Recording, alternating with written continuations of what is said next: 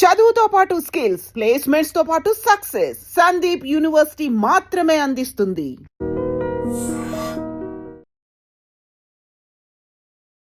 రాధా ప్రశాంతి గారు, ఆమెకి టైగర్ అని మరో పేరుంది. అలాగే ఏ విషయాన్నైనా ముక్కుసూటిగా మాట్లాడడం ఆమె స్పెషాలిటీ.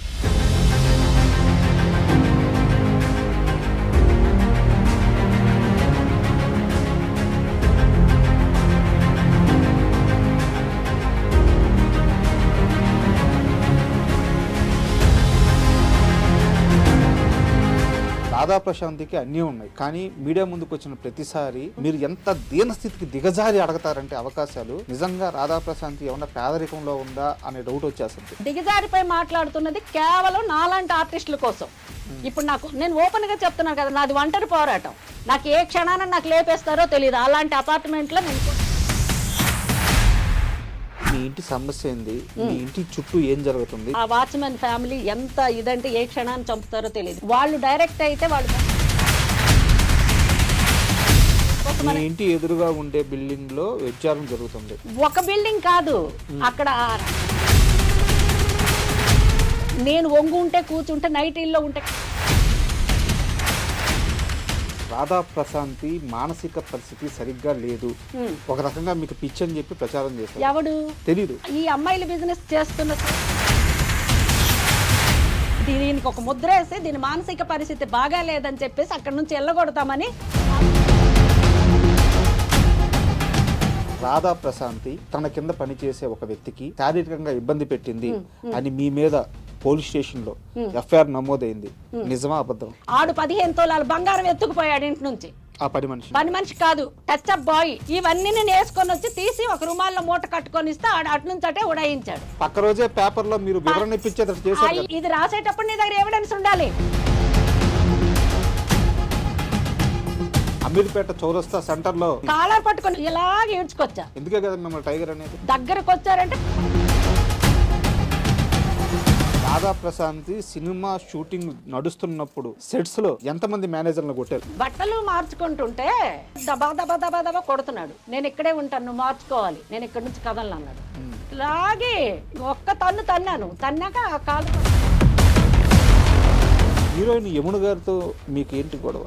ఈ పుకార్లన్నీ ఎవడు మరి. రాధా ప్రశాంతి నిజంగా మనసు విప్పి నిజాలు చెప్తే ఈ రోజు ఇండస్ట్రీలో పెద్ద పెద్ద స్టార్లుగా చలామణి అవుతున్న చాలా మంది బతుకులు రోడ్డు మీద పడతాయని చెప్పారు. నేను ఓపెన్ చేస్తే సీన్ సితారా అవుద్ది. ఇవి ఎవరికైతే కొట్టానో టాప్ ప్రొడ్యూసర్.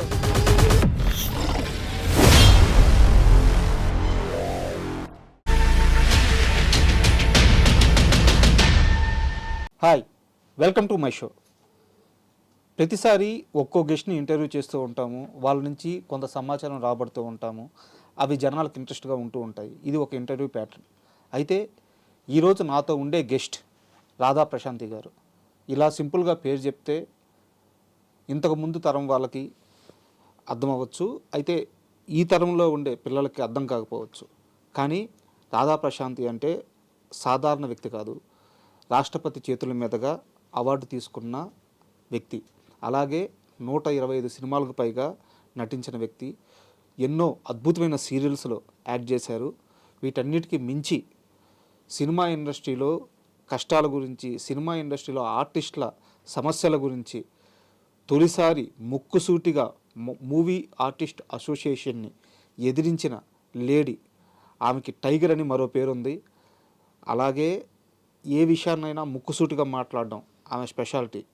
ఈరోజు ఈ ఇంటర్వ్యూ చాలా ఇంట్రెస్టింగ్గా ఉండబోతుంది. నాకు కాస్త భయంగా ఉంది. మరి ఇంటర్వ్యూ ఎలా వస్తుందో చూద్దాం. హాయ్ మేడం, నమస్తే. నమస్కారం అండి. కోపంగా ఉన్నారా, ప్రశాంతంగా ఉన్నారా? ప్రశాంతంగానే ఉన్నాను. ప్రశాంతంగానే ఉన్నారా? రాధా ప్రశాంతి ఇంటర్వ్యూ పోతున్నాను అని చెప్పంగానే చాలామంది ఇచ్చిన సలహా ఏంటంటే కాలర్ ఉండే షర్ట్ వేసుకెళ్ళొద్దు. ఎందుకంటే ఇండస్ట్రీలో చాలామంది మగవాళ్ళని, చాలామంది మేనేజర్లని, చాలామంది జర్నలిస్టులని కాలరు పట్టుకొని కొట్టిన చరిత్ర కూడా సహకరించినట్టున్నారు. ఈయన ఎక్కడో డెప్త్కి వెళ్ళిపోయారు ఎన్ని ఏళ్ళ క్రితం. అది అందరినీ కాలరు పట్టుకొని కొట్టిన చరిత్ర రాధా ప్రశాంత్. ఇది జాగ్రత్తగా వెళ్ళి అన్నారు, అందుకే కాల్ వేసుకొని రాలేదు. అంత లేదండి, మీరు చెప్పండి. ఇంటర్వ్యూలోకి వెళ్ళే ముందు ఎందుకు మిమ్మల్ని అందరూ ఒక టైగర్, ఒక ఫైర్ బ్రాండ్ ఇలా పిలుస్తారు? నిజంగా అంటే ఏమంటారు, నిజాయితీగా ఉండి నిజం మాట్లాడే వాళ్ళకి అదొక బిరుదులా అనుకుంటే, నిజంగా అంటే సత్యంలో బ్రతుకుతున్న వాళ్ళకి కొంతమంది పిచ్చోళ్ళ లెక్క కూడా ట్రీట్ చేస్తారు. ఎందుకంటే నిజం మాట్లాడకూడదు, వాస్తవాల్లో బ్రతకూడదు. ఉన్నది ఉన్నట్లు మాట్లాడితే ప్రపంచంలో కొంతమందికి కొన్ని విధాలుగా వాళ్ళు చూపు బట్టి ఉంటుంది కదా. ఇప్పుడు ఈ గ్రీన్ కళ్ళద్దాలు పెట్టుకుంటే అవతల వ్యక్తులు గ్రీన్గా కనిపిస్తారు, బ్లాక్ పెడితే బ్లాక్గా కనిపిస్తారు, మీలాగా ప్లెయిన్ పెడితే మంచిగా క్లారిటీగా కనిపిస్తారు. అలాగే వ్యక్తిత్వం ఉన్న మనుషులు అంటే ఇన్ దట్ సెన్స్ వ్యక్తిత్వం అంటే వాస్తవాల్లో బ్రతకటం. నా భాషలో వ్యక్తిత్వం అంటే చాలా మీనింగ్స్ ఉండొచ్చు, క్షమించాలి నన్ను. కరెక్ట్ వ్యక్తిత్వం అంటే దాని ఫుల్ ఫామ్ కూడా చాలామందికి, నాకు కూడా తెలీదు. అంటే నాకు తెలిసినంత వరకు ఎన్ని కష్టాలైనా కూడా బేర్ చేసుకుని ఒంటరి పోరాటం. ఇంకాస్త డెప్త్లోకి వెళ్ళే ముందు ఒక్కసారి మీరు నటించిన సినిమాల్లో ఒక టాప్ 5-6, మీరు యాక్ట్ చేసిన సీరియల్స్లో ఒక టాప్ 5-6 ఒక్కసారి మీ నోటి మీద చెప్తే వింటాం. నేను ఫస్ట్ సీరియల్ అయితే అన్వేషిత, అది ఈటీవీ ఛానల్ స్టార్ట్ అయ్యింది అన్వేషిత సీరియల్లో. అందులో కాత్యాయని క్యారెక్టర్ చేశాను. తర్వాత మూవీస్లో అంటే రామానాయుడు గారిది పరువు ప్రతిష్ట, సురేష్ ప్రొడక్షన్స్, సిస్టర్ క్యారెక్టర్. అంటే అది ఫస్ట్ నేను హీరోయిన్గా శ్రీదేవి నర్సింగ్ హోమ్ అని గద్దాడ ఆనందబాబు గారి డైరెక్షన్లో హీరోయిన్గా చేశాను. శివకృష్ణ హీరో, శ్రీదేవి అన్నది మెయిన్ రోల్, ఆ హీరోయిన్ క్యారెక్టర్ అందులో చేశాను. ఇది రిలీజ్ అవ్వడం లేట్ అయితే వీళ్ళు పరువు ప్రతిష్టలో సిస్టర్ క్యారెక్టర్ సుమన్కి, సురేష్కి, శ్రీవిద్య మదర్ క్యారెక్టర్. అందులో మీరు చేయండి అమ్మ పెద్ద బ్యానరు, ఇందులో ఎంటర్ అయితే నెక్స్ట్ ఏదైనా అయితే వాళ్ళ దృష్టిలో మీరు ఉంటారంటే. యాక్చువల్లీ కొన్ని క్యారెక్టర్లు నేను వస్తే కూడా నాకు సిస్టర్ చేస్తే మళ్ళీ హీరోయిన్గా ఇవ్వరని చెప్పేసేసి వదులుకున్నవి కూడా ఉన్నాయి, పెద్ద పెద్ద బ్యానర్లో పెద్ద టాప్ హీరోల పక్కన. సో ఆ విధంగా పెళ్లి పందిరి కోడి రామకృష్ణ గారి డైరెక్షన్లో, అది మంచి హిట్. తర్వాత గోకులంలో సీత, ముత్యాల సుబ్బయ్య గారి డైరెక్షన్లో పెళ్లి చేసుకుందామరా, అదొక లైక్ కామెడీ. అలాగనమాట. కొన్ని మధ్యతరగతి మహాభారతం అని పద్మాలయ స్టూడియో వాళ్ళు తీసిన 3 హీరోయిన్లో వన్ ఆఫ్ ది హీరోయిన్, అందులో శివాజీ రాజా కాంబినేషన్.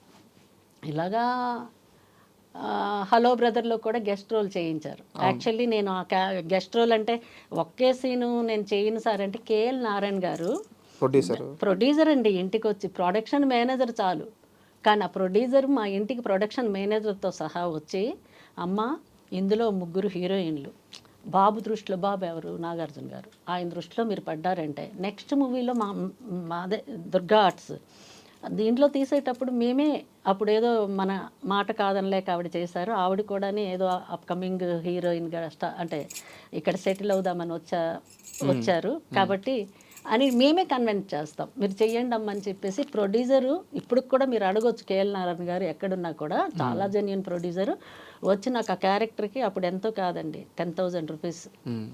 అంటే ఆ సీన్ కూడా ఎయిర్పోర్ట్లో సీను, అది కూడా 1-2 సీన్లు అంతే. ఆయన వచ్చి నాకు కన్విన్స్ చేశారండి. నిజంగా అప్పుడు రోజులు తలుచుకుంటే ఇప్పటికీ మేము ఉన్నాము అంటే కారణం ఏంటంటే మాకంటూ ఒకరోజు పోయే ముందు రాదా, ఆ రోజులు మేము చూడాలి అన్న దాంతో, అంతే. నేరుగా పాయింట్లోకి వచ్చేసారు, నేను కూడా పాయింట్లోకే వస్తున్నాను. ఇప్పుడు మీరు చెప్పిన సినిమాలన్నీ సూపర్ డూపర్ హిట్ సినిమాలు, అలాగే సీరియల్స్ కూడా కొన్ని సంవత్సరాల పాటు ఆడియన్స్ని బాగా ఎంగేజ్ చేసిన సీరియల్స్. ఇంకా అన్వేషిత సీరియల్ గురించి ఎంత తెలుగు సినిమాలో నటించి అనే దానికంటే కూడా తెలుగు సినిమా మీకు అవకాశం ఇచ్చి 1 దశాబ్దం పైనే అయిపోయింది. ఇంకా ఎందుకు ఇండస్ట్రీని పట్టుకోవాలి ఆడుతున్నారు? ఉండాలండి, ఇండస్ట్రీకి నమ్ముకొని వచ్చాం. మీకు నమ్మకం ఉందా? నమ్మకం ఉంచుకోవాలి. ఉందా అంటే ఆ వేషాలు అయితే ఇవ్వటం లేదు. మేము ప్రతి ఇంటర్వ్యూలో కూడా నేను చెప్తున్నాను, నాకే కాదండి చాలా మంది ఆర్టిస్టులు ఉన్నారు. ఇప్పుడు మీరు వెనకటి రోజులకు వెళ్ళండి, నిర్మలమ్మ గారు చనిపోయేంత వరకు కూడా ఆవిడకి వేషాలు ఇచ్చారు ప్రతి సినిమాలో. పెద్ద అదే ఇప్పుడున్న టాప్ హీరోలు ఎవరైతే ఉన్నారో ప్రతి సినిమాలో ఆవిడ వేషం చేశారు. మరి అప్పుడున్న ప్రతి ఆర్టిస్టులకి పోయేంత వరకు అక్కడ ఏజ్ బార్ కాదండి, ఆ ఏజ్కి తగ్గట్టు క్యారెక్టర్లు. ఇప్పుడు మేము ఎక్స్పెక్ట్ చేసింది మేమేదో క్యాట్ వాక్ చేస్తామని చెప్పేసి మేము ఆ క్యారెక్టర్లు అడగకూడదు కూడా. మాకు సూట్ అయ్యేవి మాకు ఉంటాయి. మాలాంటి ఆర్టిస్టులు చాలా మంది ఉన్నారు. ఇంద్రనగర్, కృష్ణానగర్, ఏముంది ఇంద్రనగర్, కృష్ణానగర్ ఏంటి, మన హైదరాబాద్లో తెలంగాణ నుంచి అటు ఆంధ్ర నుంచి ఇటు ఎన్నో రాష్ట్రాల నుంచి వచ్చిన వాళ్ళు ఇక్కడ ఉన్నారు. ఎంతోమంది ఇప్పుడు వేషాలు లేక జూనియర్ ఆర్టిస్టులకి వెళ్తున్నారండి. కార్డులు ఉన్న వాళ్ళకి ఓకే, కార్డులు లేకపోయినా రోజుకి ఇంత అని చెప్పేసి చచ్చినోడి పెళ్ళికి వచ్చినంత కట్నం. కార్డు ఉంటే వాళ్ళకి రోజు 1000 డబుల్ వర్క్ చేస్తే 2000 ఇస్తారు. ఈ మామూలు వాళ్ళు రోడ్డు మీద నిల్చొని ఉంటే ఎవరికో తీసుకెళ్తున్నారు, వాళ్ళకి అక్కడ మేనేజర్లు ఉంచుకున్నది కొంత, వీళ్ళకి ఇచ్చింది ప్రసాదం లాగా ఎంతో ఇస్తే తీసుకుంటున్నారు. మరి ఏం చేస్తారు చెప్పండి? ఏ మొగుడు దిక్కు లేకపోతే అక్క మొగుడు దిక్కు అన్నట్టు బ్రతకాలి కదా, ఆ రూమ్ రెంట్లు అవి ఇవి ఇచ్చుకోవాలి కదా. మరి ఇప్పుడు అటుకి ఇటుకి మధ్యలో ఉన్నాం. కరెక్ట్.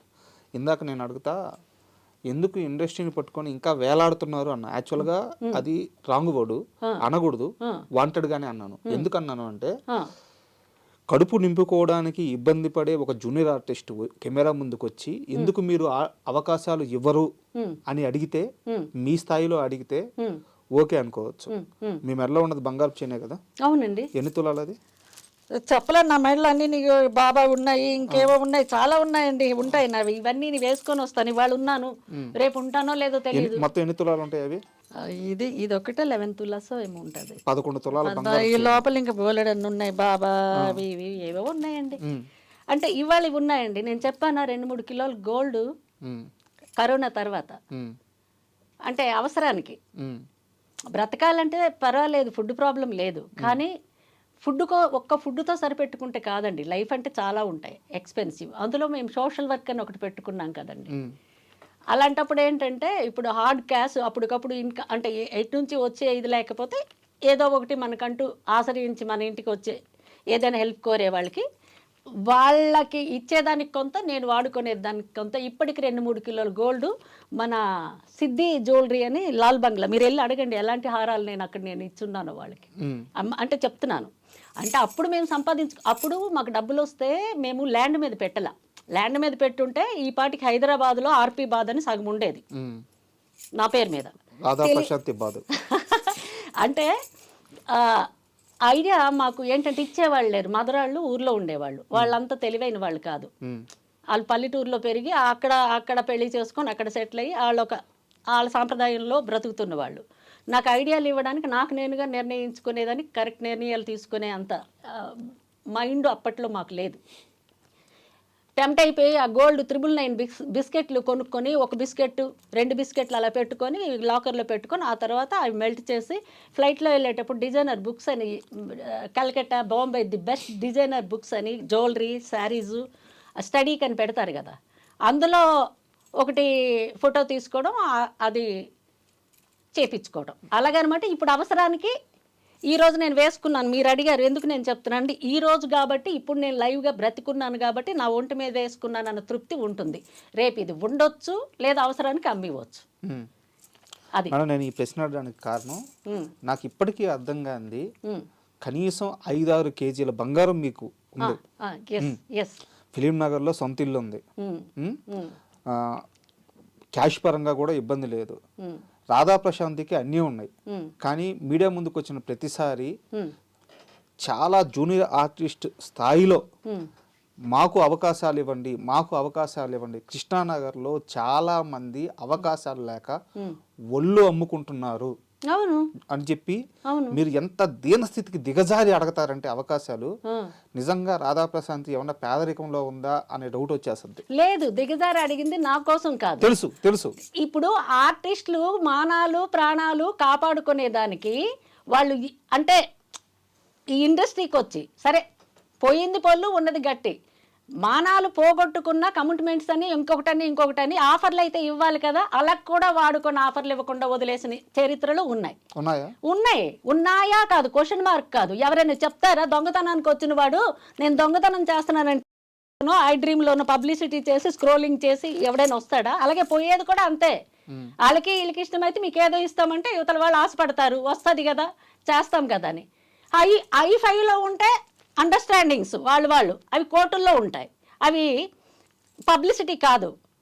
ఈ చిన్నవి ఏంటంటే మొగమాటానికి వెళ్తే ఏదో కడుపు వచ్చింది అన్నట్టు అటు చెప్పుకోలేరు, ఇటు బలవంతంగా చావలేరు, బ్రతికుండలేరు. అలాంటివి కొన్ని ఉన్నాయి. మరి ఎంతోమంది నా దగ్గరకు వచ్చి చెప్తుంటారు, అమ్మ ఇలా జరిగింది అలా జరిగింది. ఏం చేయాలి నేను ప్రొడ్యూసర్నా డైరెక్టర్నా? నాకే డిఎం లేదు. వేషాలు వేస్తామంటే మాకే గుర్తింపు లేదు. స్టేజ్ నుంచి వచ్చాము, అయ్యో అదే ఏది ఏదైనా క్యారెక్టర్ డబ్బులు మీరు ఎంత ఇచ్చినా పర్వాలేదు, అక్కడ డిమాండింగ్ ఏమి ఉన్నది ఎంతైనా ఆర్టిస్ట్కి ఏముంది వాళ్ళ బడ్జెట్కి బట్టి ఇస్తారండి. మనం డిమాండ్ చేసే రోజులు కావు ఇవి. అసలుకైతే ఇంక తిరిగిచ్చి కూడా యాక్ట్ చేసిన వాళ్ళు ఉన్నారని ఆ మేనేజర్లు వాళ్ళు ఇంక వేరేగా మాట్లాడుతున్నారు. ఎదురు కూడా ఇచ్చి కూలిచ్చి కొట్టించుకోవడం అంటారు నా భాషలో. అపార్థాలు చేసుకోకండి. ఎందుకంటే అది ఇప్పుడు ఇస్తున్నారంటే చేస్తున్నారు. మరి తిరిగిచ్చి చేయించుకున్న వాళ్ళు ఎలాంటి వాళ్ళు మరి తీసుకున్న వాళ్ళకే తెలియాలి. కానీ మరి ఈ చిన్న చిన్న ఆర్టిస్టులు రూముల రెంట్లు కట్టుకోలేక, మరి ఫుడ్ లేక, మరి ఇలాంటి పరిస్థితుల్లో ఉన్న వాళ్ళ పరిస్థితి ఏమవ్వాలి? నాకు ఉంది, ఉన్నన్నాళ్ళు అమ్ముకుంటాను, లేకపోతే ఏం చేయాలి చెప్పండి? ఎక్కడేసిన గొంగలు అక్కడేసినట్టు ఉన్నూరికి వెళ్ళిపోవాలండి. ఇంకంతే అంతే. మరి ఇక్కడ దిగజారిపై మాట్లాడుతున్నది కేవలం నాలాంటి ఆర్టిస్టుల కోసం. ఇప్పుడు నేను ఓపెన్గా చెప్తున్నాను కదా, నాకు ఉన్నన్నాళ్ళు అమ్ముకుంటానండి. నాది నాది ఒంటరి పోరాటం. నాకు ఏ క్షణాన నాకు లేపేస్తారో తెలియదు. అలాంటి అపార్ట్మెంట్లో నేను కొన్నేళ్లుగా నేను ఎన్ని కష్టాలు ఫేస్ చేస్తున్నానో అది భగవంతుడికి తెలుసు. అసలు ఏంది మీ ఇంటి సమస్య ఏంది, మీ ఇంటి చుట్టూ ఏం జరుగుతుంది, మీ ఇంటి దగ్గర ఏం జరుగుతుంది, చాలా క్లియర్గా చెప్పండి. ఇంటి దగ్గర ఏం జరుగుతుందంటే ఏం చెప్పాలండి, నేను ఉంటున్న అపార్ట్మెంట్లో ఎవరు ఫ్యామిలీస్ ఉండరండి. అక్కడ మేము బిల్డర్ దగ్గర ఒక ఫ్లాట్ మేము ఎప్పుడు 2005లో కొనుక్కున్నామండి. పిల్లలు అప్పుడు భారతీయ విద్యా భవన్స్లో చదువుతున్నారు, దగ్గర ఉంటుందని చెప్పేసి కొనుక్కున్నామండి. కొనుక్కునేటప్పుడు బిల్డర్ దగ్గర కొనుక్కునేటప్పుడు భీమనేని శ్రీనివాసు, మేము, ఇంకొకళ్ళు, బిల్డర్కి 3, డెవలప్ చేసేవాళ్ళకి 3 ఉంటాయి, సైట్ డెవలప్ చేసేవాళ్ళకని.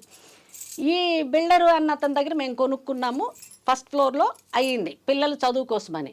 కొన్నాళ్ళు మేము అది రెంట్కి ఒక 2-3 ఏళ్ళు ఇచ్చి రాజశేఖర్ రెడ్డి గారు, అప్పుడు వైఎస్ రాజశేఖర్ రెడ్డి గారు బ్రతికున్నారు. మేము బంజారా హిల్స్లో వేరే ఇంట్లో ఉన్నామండి. ఎప్పుడైతే రాజశేఖర్ రెడ్డి గారికి అది హెలికాప్టర్ ఇది యాక్సిడెంట్ అయిందో, మరి ఆ తర్వాతని అంతా మార్పులు చేర్పులు రాజకీయాల్లో తేడాలు వచ్చేసి మళ్ళీ ఆ కొనుక్కున్న ఇంటికే వెళ్ళిపోదాం, మళ్ళీ అక్కడ ఎందుకులే అని అది ఖాళీ చేసి ఇక్కడికి వచ్చామండి. అంతవరకు ఫిలిం నగర్ అంతవరకు అక్కడ ఆఫీసులే నడుస్తున్నాయో ఇంకోటి నడుస్తున్నాయో మాకేం తెలియదండి. మా వారు వెళ్ళే వాళ్ళు, ఆ రెంట్కి ఇచ్చే వాళ్ళ దగ్గర ఏదో రెంట్ తీసుకునే వాళ్ళు వచ్చేవాళ్ళు. నాకు అక్కడ కథ తెలిసేది కాదండి. నేను ఎప్పుడైతే అక్కడ 2012లోనో ఎప్పుడు అక్కడికి షిఫ్ట్ అయ్యామండి.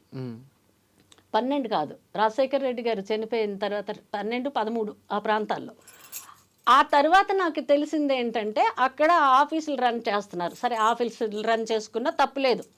ఓనర్లు కొనుక్కున్నారు, వాళ్ళకి 4 డబ్బులు వస్తాయంటే ఆఫీసులకి ఇచ్చుకున్నారని అనుకున్నాం. కానీ వాళ్ళు తాగేసి వచ్చేసి మిడ్ నైట్ అప్పుడు అనమాట 2 గంటలు 1 గంట అప్పుడు నా డోర్ కొట్టడం అండి. సీసీ కెమెరాలు కింద నుంచి పైన వరకు నేను పెట్టుకున్నానండి. కార్ పార్కింగ్ దగ్గరవి అక్కడ ఆ వాచ్మెన్ ఫ్యామిలీ ఎంత ఇదంటే ఏ క్షణాన్ని చంపుతారో తెలియదు. మెయిన్ నాకు ఆ వాచ్మెన్ ఫ్యామిలీతోని నాకు ప్రాణభయం ఉంది. ఎలా అంటే వాళ్ళు డైరెక్ట్ అయితే వాళ్ళు బొక్కలోకి వెళ్తారని సో కాల్డ్ పర్సన్స్ ఎవరైతే ఈ ఫిల్మ్ ప్రొడ్యూసర్ అండి, ఇప్పుడు భీమనేని శ్రీనివాసు ఇల్లు అమ్మేశాడండి. ఆయన చాలా జెన్యూన్ పర్సన్. ఆయన ఉన్నన్నాళ్ళు మాకు ఎటువంటి ప్రాబ్లం రాలేదు. డైరెక్టర్ ఆయన ఒక పిక్చర్ తీసిన తర్వాత ఇల్లు అమ్మేస్తే శివకుమార్ గారు అని ఆయన కొన్నారండి. ఆయన ప్రొడ్యూసర్. ఆయన అమ్మేసిన తర్వాత ఈయన తీసుకొని ఆయన ఇల్లు కూడా నాకు ఆ కరోనా టైంలో తగలబెట్టింది కూడా ఆయన పక్క ప్రూఫ్స్ ఉండేవి. ఇంటి ఎదురుగా ఉండే బిల్డింగ్ లో వ్యభిచారం జరుగుతుంది. ఒక బిల్డింగ్ కాదు, అక్కడ ఇది వరకు పోలీసులు టాస్క్ ఫోర్స్ పోలీసులు పట్టుకొని 2014లో సీజ్ కూడా చేసి ఆ పర్టికులర్ బిల్డింగ్ 1 ఇయర్ వరకు వ్యభిచార కొంపలు నడిపిస్తున్న బిల్డింగ్లు ఈ రైడింగ్ చేస్తే దొరికిపోతే వ్యభిచారం అని నిర్ధారణ అయితే అది సీజ్ చేయాలంటే అది యాక్ట్ అంట పోలీసు దాంట్లో. నాకు తెలీదు. కమిషనర్ గారు అప్పుడు చెప్పారు. అప్పుడున్న మహేందర్ రెడ్డి కమిషనర్ గారు, సార్ ఇదిగోండి ప్రూఫ్. నాకు చాలా మెంటల్గా నా ఇంటి ముందు సీసీ కెమెరాలు పెట్టి వాళ్ళు నేను వంగు ఉంటే కూర్చుంటే నైటీల్లో ఉంటే కనిపిస్తున్నట్టు కిచెన్కి, బెడ్రూమ్కి, బాత్రూమ్ కూడా వదలకుండా బాత్రూమ్కి కూడా కెమెరాలు వాడింటికి పెట్టి, వాడింటికి పెట్టి, కిచెన్కి ఈ పక్కన అవన్నీ చూస్తే ఆ సీసీ కెమెరాలు ఫుటేజ్తో సహా నేను అప్పుడు వెళ్ళి కంప్లైంట్ ఇస్తే అదేంటో వెళ్ళి చూడండి, అవి రిమూవ్ చేయండి అని చెప్పేసి ఆయన రాశారండి. రిమూవ్ చేయాలి కదండి. రిమూవ్ చేయకపోగా ఇప్పుడు కమిషనర్ కానీ, హోమ్ మినిస్టర్ కానీ, చీఫ్ మినిస్టర్ కానీ వెళ్తే వాళ్ళు కరెక్ట్గా గైడ్ చేస్తారండి. అంటే ఎవరికి వాళ్ళు అప్డేట్ చేస్తారు? ఏరియా పోలీస్కి. కాదు మేడం, ఒక్క నిమిషం. మీరు చెప్తుందంతా 2014లో సంగతి. సరే, ఇప్పుడు కూడా అదేనండి. ఇప్పుడు కూడా జరుగుతుంది. అవునండి. మీ ఇంటి చుట్టుపక్కల ఇంకెవరు? మా ఇంటి చుట్టుపక్కల ఎవరుంటారు? ఇటు పక్క ఉన్నవాడు, డెవలప్కి ఇచ్చిన వాడు, వాళ్ళ బ్రదరే అక్కడ వచ్చేసి వ్యభిచారం కొంపలు నడిపిస్తున్నది. మీరు చెప్తుంది ఎంత ఆశ్చర్యంగా ఉందంటే, గత 15 సంవత్సరాలుగా హైదరాబాద్ నడిబొడ్డు ఫిల్మ్ నగర్ అంటే హైదరాబాద్ లో అద్భుతమైన డెవలప్ అయిన ఏరియా. దాంట్లో యథేచ్ఛగా వ్యభిచారం జరుగుతూనే ఉంది. పోలీసులు, మీడియా, ఇంత పెద్ద వ్యవస్థ ఎవరు దీన్ని ఆపట్లేదు. అందరూ దీన్నే ప్రోత్సహిస్తున్నారు. అందరూ వీళ్ళకే సహకరిస్తున్నారు. కాదండి, మీరు మీరు మీరు రాంగ్ గా మాట్లాడతారు. సహకరించడం కాదు, ప్రోత్సహించడం కాదు. మా ఎదురుగా గెస్ట్ హౌస్ ఉంది. ఇప్పుడు మీరు పంపించిన కారు అతనికి అడగండి. ఆ గెస్ట్ హౌస్ వాళ్ళు పట్టించుకోరు. అక్కడే పోలీసులు ఆపాలి కదా మరి. పోలీసులు ఎందుకు ఆపుతారండి? ఎవడో అన్నం తిన్నవాడు ఒకడు ఉంటాడు, లేకపోతే సిన్సియర్ గా ఉన్న వాళ్ళు 100 మంది ఉండొచ్చు. అక్కడికి వచ్చిన వాళ్ళు రైడింగ్ లో పట్టుకొని నేను వీడియోలు తీస్తుంటే, ఈ వీడియోలు తీసిన వాళ్ళు పిచ్చోళ్ళు, లంచం తీసుకున్న వాళ్ళు తెలివైన వాళ్ళు అన్నట్టు రైడింగ్ లో పట్టుకొని కేసులు కూడా బుక్ చేయకుండా వెళ్ళిపోతుంటే కొన్ని 100 సార్లు అట్లా జరిగిందండి. మీకు నేను వీడియోలు చూపించిన, నా ఫోన్లో ఉన్నాయి, చూస్తారా? ఇప్పుడు లవిలో వెళ్ళిపోతారండి లంచం తీసుకొని. ఆ తర్వాత వెళ్ళి ఏమండి మీరు కేసు ఎందుకు బుక్ చేయలేదు? మరి అక్కడ పట్టుకున్నారు కదా, ఏం జరిగిందంటే ఎస్ఐ అప్పుడు ఉన్నాడు, రాత్రి ఒకడు నైట్ డ్యూటీలో ఉన్నాడు, పగలు ఒకడు ఉన్నాడు, అతను వస్తారా వీళ్ళు వస్తారా, ఇలాగ నేను ఎన్నేళ్ళు తిరగాలండి. నేను తిరిగేదాన్ని కాను. వ్యభిచారం చేసుకుంటే వాడి పాపం పండేటప్పుడు వాడే దొరుకుతాడు. నేను సింగిల్, నేను ఒంటరిగా ఉంటున్నాను అక్కడ. నన్ను అక్కడ నుంచి వెళ్ళగొట్టాలని చెప్పేసి వాచ్మెన్కి చెప్పి దాడులు చేయటం. వాళ్ళ కొడుకు డ్రగ్స్ బిజినెస్, ఆ అమ్మాయిలకి తీసుకొచ్చి సెటప్లు చేసేది ఆవిడే. కొంతమంది అయితే బయట నుంచి వస్తారు, వీళ్ళు కింద మీద పడతారు. నాకు మీరు మీ ఇష్టం, మీరు పడండి. దొరకనంత వరకే దొరికితే దొంగ వాళ్ళు కానీ, మీరు కానీ, నేను కానీ, ఎవరం కానీ. మొన్నటికి మొన్న దాడులు చేసి నా కూతురికి నాకు భయంకరంగా తిట్టింది. ఇక్కడ లేని నా కూతురుకు కూడా, ఎక్కడో అమెరికాలో చదువు కోసం వెళ్ళిన కూతురుకు కూడా భయంకరంగా తిట్టింది. అలాంటి వాళ్ళకి కరోనా రావాలి యాక్చువల్లీ చెప్పాలంటే. అలాంటి వాళ్ళు మూటలు కట్టుకొని వెళ్ళాలి. భగవంతుడు పాపి చిరాయు అంటారు. అలాంటి వాళ్ళకి భూమి మీద ఉంచేసి నాలాంటి వాళ్ళకి టార్గెట్ ఏ జన్మలో మేము చేసుకున్న కర్మలో ఈ జన్మలో మేము పడుతున్నామండి. ఎందుకు పట్టరు? ఎందుకు? ఎదురుగా గెస్ట్ హౌస్ పక్కన ఆ వ్యభిచారం చేసిన వాడు బ్రదరే ఉన్నాడు. ఇటు పక్క కొంపలో మరి ఎవరు ఉంటున్నారో ఏంటో తెలీదు. అసలు జూబ్లీ హిల్స్ లో ఈ ఇంట్లో చేస్తే ఆ ఇంటి వాడు పట్టించుకోడు. ఈ ఇంట్లో మర్డర్ జరిగితే సాక్ష్యం ఎదురింటి వాడో పక్కింటి వాడో వచ్చి చెప్పడు. మనకెందుకు? రేపు పొద్దున్న లేని పని కోర్టుకు వెళ్తే కూడా మనం ప్రతిసారి వెళ్లాల్సి వస్తుందని. ఎవడండి జూబ్లీ హిల్స్ లో పట్టించుకుంటాడు? జూబ్లీ హిల్స్ లో అంతమందికి పట్టందంటే పట్టించుకోరు. I5 ప్రదేశంలో ఉంటే వాళ్ళ ఇంట్లో వాళ్ళ కొంపలో ఏం జరిగితే ఈ కొంపకి తెలియదు, ఈ కొంపలో ఏం జరిగితే పక్క కొంపకి తెలియదు. పట్టించుకుంటే నా పరిస్థితి ఎందుకు ఇలా ఉంటుంది? మొత్తం ఎన్నేళ్ళ నుంచి పోరాటం చేస్తారు? ఈ పోరాటం గత కొన్నేళ్లుగా చేస్తున్నాను. పోనీ అమ్మేసి ఇమీడియట్ గా వెళ్దామంటే ఎక్కడైనా నాకు తగ్గ ఇల్లు దొరకాలి, అది కూడా అఫీషియల్ గా ఉండాలి. 100 మందికి ఒక 4గురికి అగ్రిమెంట్ చేసేసి ఆ తర్వాత 5వ దాన్ని నాకు చేస్తే రేపు పొద్దున్న బ్రతుకు బస్ స్టాండ్ అయిపోయి మీ మీడియా దగ్గరకు వచ్చి కూర్చొని నాకు అన్యాయం జరిగింది మహాప్రభావం అని బొరకొట్టుకోవాలి. అదొక భయం ఉంటుంది కదా. ఉన్నది పోయే, ఉంచుకున్నది పోయే. ఇలాంటి సిచ్యువేషన్ లో నేను ఉన్నానండి. మీకు తెలియదు రాజా గారు, మీరు ఒకసారి రండి, అక్కడ రండి. అక్కడ ఆఫీసులు ఉన్నాయా, ఫ్యామిలీస్ ఉన్నారా, పద్ధతి గల వాళ్ళు ఉన్నారా, లేకపోతే ఎలాంటి వాళ్ళు ఉన్నారో మీరు దయచేసి మీకు రిక్వెస్ట్ చేస్తాను. రాధా ప్రశాంతి మానసిక పరిస్థితి సరిగ్గా లేదు. ఒక రకంగా మీకు పిచ్చి అని చెప్పి ప్రచారం చేశారు. ఎవడు? తెలీదు అంటే న్యూస్ ఎందులో వచ్చింది? పేపర్లో వచ్చిందా? లేకపోతే ఎవడు? ఈ బ్రోకర్లు ఉన్నారు కదా, ఈ అమ్మాయిలకి సెటప్లు చేసిన బ్రోకర్లు ఎవడైనా చెప్పాడా? మానసిక పరిస్థితి బాగా లేదనేటప్పుడు నా కొడుకు దగ్గర ఎవడైతే మీకు చెప్పాడో, ఎక్కడైతే మీరు సమాచారం సేకరించారో అలాంటి వెధవల దగ్గర ఒక సర్టిఫికేట్ ఉండాలి. డాక్టర్ ప్రచారం జరిగిన మాట వాస్తవమా కాదా? లేదు, వాస్తవం ఎలా అవుతుంది? ఎక్కడ ప్రచారం జరిగింది? నేను అది నిజమా అని నేను అనట్లేదు. మీ పైన అలాంటి నింద వేసింది నిజమా కాదా? ఆ నింద వేసింది నిజమే అని చెప్పేసేసి అనడానికి ఈ అమ్మాయిల బిజినెస్ చేస్తున్న సోకాల్డ్ పర్సన్స్ మాత్రం ఇలాంటి ఒక బ్రాండ్, దీనికి ఒక ముద్ర వేసి దీని మానసిక పరిస్థితి బాగా లేదని చెప్పేసి అక్కడ నుంచి వెళ్ళగొడతామని ఆ వాచ్మెన్ పెళ్ళం పదే అదే ఈ మాట అన్నది. ప్రయత్నం చేశారు. ఆ మాట అయితే మాత్రం పదే ఆవిడ ఈ మాట, ఇగో నా దగ్గర వీడియోలు కూడా ఉన్నాయి. నీకు ఇక్కడి నుంచి వెళ్ళగొట్టాలంటే నీకు మానసిక పరిస్థితి బాగాలేదన్న ఒక్క మాట చాలని చెప్పేసి అన్న వీడియో కూడా నేను రికార్డ్ చేస్తున్నాను. ఏమండి, మానసిక పరిస్థితి బాగాలేదని నిజాలు మాట్లాడి నీతిగా బ్రతికే వాళ్ళందరినీ మానసిక పరిస్థితి బాగాలేదు, ఇవి మా జీవితాల మీద వేసిన బురదలు కావా, మా మీద వేసిన మచ్చలు కావా? అక్కడ అమ్మాయిలు బిజినెస్లు చేస్తున్నారు, ఒక వాచ్మెన్ ఫ్యామిలీలకు పెట్టున్నారు, వాళ్ళ ముగ్గురు కూతుర్లని దాడులే, రాత్రులు లైట్లు తీసేయడం, ఎవడికి తీసుకురావడం, ఆడెవడో తెలియదు. ఆకాశరామన్న హైదరాబాద్ కేంద్రం చూద్దామంటే నా సీసీ కెమెరాలు పనిచేయకుండా వైర్లు కట్ చేసేయటం, ఇలాంటి దారుణం నా మీద జరుగుతుంది. మానసిక పరిస్థితి బాగాలేదన్న వాళ్ళు ఎవరు వాళ్ళకి చెప్పించుకొని కొట్టాలి. ఇప్పుడు ఏకే పాల్ గారు నిజం మాట్లాడితే ఆయనకి కూడా కొన్నాళ్ళు ఫుట్బాల్ ఆడుకున్నారు, మీడియా వాళ్ళు కానీ బయట వాళ్ళు కానీ. కేఏ పాల్ గారు మరి మంచిగా మాట్లాడి సొసైటీకి మెసేజ్ ఇచ్చిన వాళ్ళు అందరూ మానసిక పరిస్థితి బాగాలేకపోతే, ఈ డబ్బు కమ్ముడు పోయిన వాళ్ళు, ఈ లంచాలు కమ్ముడు పోయిన వాళ్ళు, బిజినెస్ చేసిన వాళ్ళందరినీ మంచి వాళ్ళేనండి. వీళ్ళ మానసిక పరిస్థితి బాగుంటే మరి వాళ్ళు ఆ పనులు ఎందుకు చేస్తున్నారు చెప్పండి?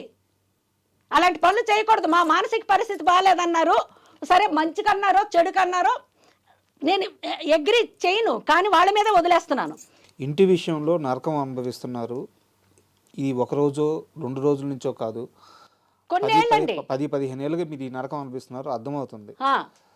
ఈ విషయం మీద ఈరోజు ఇంత ఓపెన్ అయ్యారు కాబట్టి చాలా ఏళ్ళుగా పోరాటం చేస్తున్నారు. ఎక్కడైనా మీకు ఈ విషయం మీద న్యాయం జరగాలని అనుకుంటున్నాను. బట్ ఇక్కడ నాకు చిన్న డౌట్ చెప్పండి. మీ మానసిక పరిస్థితి అనేది వాళ్ళు క్రియేట్ చేసింది, ఓకే అర్థమవుతుంది, మీరు చెప్తుంటే క్లియర్గా అర్థమవుతుంది. కానీ న్యూస్ పేపర్లో రాధా ప్రశాంతి తన కింద పనిచేసే ఒక వ్యక్తికి నరకం చూపించి చిత్రహింస పెట్టి అతన్ని శారీరకంగా ఇబ్బంది పెట్టింది అని మీ మీద పోలీస్ స్టేషన్లో ఎఫ్ఐఆర్ నమోదైంది. నిజమా అబద్ధం? ఎఫ్ఐఆర్ 100 మంది ఇప్పుడు వాళ్ళ ముఖాన్ని ఎంతో కొంత వేస్తే ఎవిడెన్స్ లేకుండా ఎవడైనా ఎఫ్ఐఆర్ చేయొచ్చు, కానీ ఎవిడెన్స్ ఉండాలి. అలాగే పేపర్లు వేస్తేనే నేను వెళ్ళిపోయి అక్కడ కూర్చున్నా. అక్కడికి వెళ్ళి ఏమంటే ఏ ఎవిడెన్స్ తో మీరు వచ్చేసి ఇది వేశారు, ఇందులో మీరు ఎవిడెన్స్ నాకు చూపించాలి, చూపించకపోతే సీన్ సితార అవుద్ది. మీ ఒక్క పేపరే లేదు, ప్రపంచంలో చాలా ఉంది. మీరు ఎవిడెన్స్ చూపించకుండాను, మీరు ఏ పోలీసు ఏ ఎవిడెన్స్ ఇవ్వకుండాను ఒక ఎఫ్ఐఆర్ అయింది అన్నది మాత్రమే మీరు తీసుకొని మీరు ఇందులో వేశారు. మీ పేపర్ మీద నేను డ్యామేజ్ సూట్ వేస్తున్నా, మీరు ఎవిడెన్స్ చూపించాలి, చూపించకపోతే పరిస్థితులు తీవ్రంగా ఉంటాయి. నేను ఇక్కడ నుంచి కథలు ఇక్కడే ధర్నా చేస్తాను. తమాషాగా ఉందా? చేతిలో పేపర్ ఉందని చెప్పేసి చిత్రవాద ఆడు 15 తోలాలు బంగారం ఎత్తుకుపోయాడు ఇంటి నుంచి. ఆ పని మనిషి కాదు, టచ్ అప్ బాయ్. ఓకే, పని మనిషి కాదు, లేడీ కాదు, టచ్ అప్ బాయ్. షూటింగ్కి వెళ్ళి ఇవన్నీ మీరు అన్నారు కదా, ఇవేంటండి అని చెప్పేసి ఇవన్నీ వేసుకొని వస్తాను నేను, బప్పిలో హరి మ్యూజిక్ డైరెక్టర్ లాగా. ఇంకా చాలా ఉన్నాయి లోపల. ఇవన్నీ నేను వేసుకొని వచ్చి తీసి ఒక రుమాల్లో మూట కట్టుకొని ఇస్తే అటు నుంచి అటే ఉడాయించాడు. ఉడాయిస్తే ఇలాగ బంగారం మూట పట్టుకొని వెళ్ళిపోయాడు. ఆడు ఎక్కడ అంటే ఆడేదో విజయనగరం అంట, ఇక్కడెక్కడో ఉన్నాడని ఒక మేనేజరు ఇదేదో శ్రీకాకుళమో విజయనగరం వాళ్ళు అని చెప్పేసి అసిస్టెంట్ అని చెప్పేసి చెప్పాడంటే ఆ మేనేజర్కి వెళ్ళి పట్టుకుంటా, అమ్మ ఈడెవడో తెలియదు, మట్టి పెనో తట్ట పెనో చేస్తుంటే మీకు ఏదో అసిస్టెంట్ కావాలంటే పంపించాను, 15 తులాలు బంగారం అండి మూట కట్టిచ్చాను అని మేనేజర్కి పట్టుకున్నాం. మేనేజర్ పట్టుకుంటే ఆడు అక్కడ టూరిస్ట్ బస్సు అన్నపూర్ణ స్టూడియో దగ్గరికి వస్తే వాళ్ళకి ఎంతో కొంత అమ్మేసి మెడ్రాస్లో ఉన్న వాళ్ళ అక్కకి పంపించాడంటని చెప్పేసి అన్నాడు. బంగారం. మరి ఇప్పుడు ఆడి దగ్గర డబ్బులు లేవు. ఆడికి అరెస్ట్ చేశారు, తర్వాత అరెస్ట్ చేశారు, జైలుకి పంపించారు, అంత అయింది, చెప్తాను ఉండండి. ఆ తర్వాత 3 ఏళ్ళు కేసు. ఈ కేసు వేములూరి పట్టాభి గారని రేణుకా చౌదరి ఎన్టీఆర్ కేసులు డీల్ చేస్తాడు అతను. ఆయన టోఫాస్ బిల్డింగ్ ఉందా మన పంజాగుట్ట దగ్గర, టోఫాస్ బిల్డింగ్, జిమ్కి వెళ్ళే వాళ్ళం నేను అప్పుడు, 7th floor జిమ్కి వెళ్ళే వాళ్ళం. ఆ వెనకాలే Vemuluri Pattabhi the most popular lawyer, ఆయన డీల్ చేసింది కేసు. 15 తులాలు బంగారం ఎత్తుకుపోయి నేను చిత్రహింసలు పెట్టానని ఆడలాంటి వాడే ఆడికి డైరెక్షన్ ఇచ్చుంటాడు. పోలీసులు అలా ఉండబట్టే మా బ్రతుకులు ఇలా ఉన్నాయి. అందులో చిత్రహింసలు పెట్టేటప్పుడు మరి నువ్వు ఆ ఒంటి మీద దెబ్బనే ఉండాలి, కత్తి ఘాటైనా ఉండాలి, ఎక్కడ ఇక్కడ ఏమైనా ముక్కో చక్కో గీకి గిల్లిన అవైనా ఉండాలి. అవన్నీ నువ్వు చూపించు కదా చిత్రహింసలు అన్నాయి. ఒకటి ఎఫ్ఐఆర్ చేసేటప్పుడు వాడి దగ్గర ఎవిడెన్స్ ఉండాలి, రెండోది పేపర్లో రాసేటప్పుడు పేపర్ వాడి దగ్గరనే ఎవిడెన్స్ ఉండాలి. కానీ ఆ రోజు రచరచ చేసి పక్క రోజే పేపర్లో మీరు వివరణ ఇప్పించేటట్టు చేశారు. అయ్యో నేను జర్నలిస్ట్కి ఎవడరా ఇది రాసిందని చెప్పేసి నేను వెళ్ళి ఇది రాసేటప్పుడు నీ దగ్గర ఎవిడెన్స్ ఉండాలి. ఎవిడెన్స్ లేకుండా ఎలా రాసావంటే ఈ పిఏ ఉంటారండి, అమ్మ మీకు ఇక్కడ ధర్నాలు గిర్నాలు వద్దు, మీకు జస్టిస్ చేస్తాము, ఎవడైతే రాశాడో వాడికి దీనికి ఖండించి మళ్ళీ ఇంకొకటి ఖండించి కూడా వేశారు. మీరు చూసారు, వివరణ వచ్చింది కదా, ఎవడేసాడో నాకు కావాలి. ఇంత పెద్ద పేపర్ పట్టుకుని సిగ్గేయాలండి మీకు. ఎట్లా మీరు ఇలా చేస్తారంటే, అమ్మ ఇది వేసింది ఈ ప్రొఫెషనల్గా పేపర్లో జర్నలిస్ట్ కాదమ్మా, జర్నలిస్టులు ఎప్పుడు తప్పు చేయరు. స్టింగర్స్ అని ఏ ఏరియాలైనా ఏదైనా ఒక మర్డరో ఒక మానభంగమో ఒక ఇష్యూ జరిగితే వాళ్ళు సమాచారం మాకు ఇచ్చినందుకు వాళ్ళకి ఇంతని ఇస్తాం, వాళ్ళకి స్టింగర్స్ అంటారంట.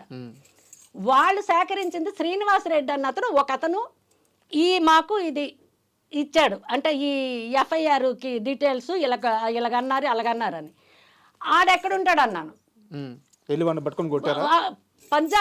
ఇది అమీర్పేట దగ్గర ఇప్పుడు మన రామ్ గోపాల్ వర్మది క్యాసెట్ల వీడియో షాప్ ఒకటి ఉండేదండి, కనిష్క బార్ అండ్ రెస్టారెంట్ అని అక్కడ ఉండిందండి. అమీర్పేట చౌరస్తా సెంటర్ లో కొట్టానండి, కాలర్ పట్టుకొని ఈడ్చుకొచ్చాను. ఫస్ట్ ఫ్లోర్, ఆ ఫ్లోర్ నుంచి మెట్లు దిగు ఇలాగే ఈడ్చుకొచ్చా. ఎందుకే కదా మిమ్మల్ని టైగర్ అనేది? కాదండి, ఈడ్చుకొచ్చా నేను ఆ సెంటర్కి. అప్పుడు ఈ రామ్ గోపాల్ వర్మ వీడియో క్యాసెట్ల షాప్ ఉంది, బార్ అండ్ రెస్టారెంట్ కనిష్కనో ఏదో పేరు నాకు కరెక్ట్. అక్కడ అంతమంది జర్నలిస్టులు ఉన్నారు, అవన్నీ చేసుకొని దగ్గరకు వచ్చారంటే పరిస్థితులు తీవ్రంగా ఉంటాయని మెయిన్ రోడ్డు దగ్గరికి నేను వాడు కాలర్ పట్టుకొని మెట్టుల నుంచి ఈడ్చుకొచ్చి ఎక్కడరా కొట్టాము, చిత్రహింసలు ఎక్కడ చేసాం, నువ్వు ఒక్క ప్రూఫ్ చూపించకపోతే ఇక్కడ నీకు ఏసి పారదొబ్బుతా.